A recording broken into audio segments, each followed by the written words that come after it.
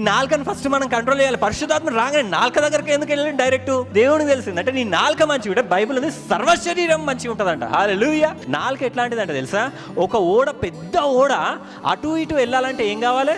చుక్కాని, లేకపోతే ఓడ ఎటు వెళ్ళిపోతుంది? ఎటు అలలు వస్తే అటు వెళ్ళిపోతుంది. ఈ చుక్కాని అనేది ఏంటంటే నీ నాలుక. జీవితంలో మంచిగా ఎదగాలనుకో, మంచి మార్గంలో పోవాలంటే ఏం మంచిగా ఉండాలి?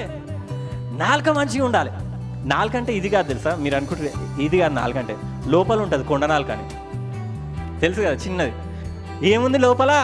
చుక్కాని ఉంది. మీరు ఓడలు వెళ్తున్నారు, ఇదంతా ఓడ. చుక్కాని ఏడుంది? ఇక్కడ ఉంది.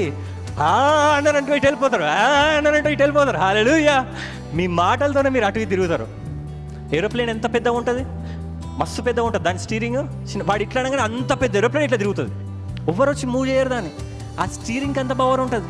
ఎవరన్నా మంచిగా ఎదుగుతారు అంటే వాళ్ళ చిట్కా ఒకటి చెప్పింది ఏంటంటే మీ స్టీరింగ్ని గట్టిగా పట్టుకొని ఉండండి. ఓడో వచ్చి ఏదో అనగానే తప్పని తిప్పకండి. ఇట్లా ఫాస్ట్గా వెళ్తారంటే ఇంకా స్లోగా వెళ్తున్నా ఏం కాదు, తిప్పినా ఏం కాదు, నేర్చుకుంటారు అనుకుంటారు. ఫాస్ట్గా ఎదుగుతుర్రు అనుకో, ఈ నాలుకని కంట్రోల్లో పెట్టుకోండి, మాట్లాడకండి ఎక్కువ. హల్లెలూయా, హల్లెలూయా. ఎందుకంటే కొంచెం అటు ఇటు అయిపోయినా కానీ ఏమవుతాయి? యాక్సిడెంట్స్లు అయిపోతాయి.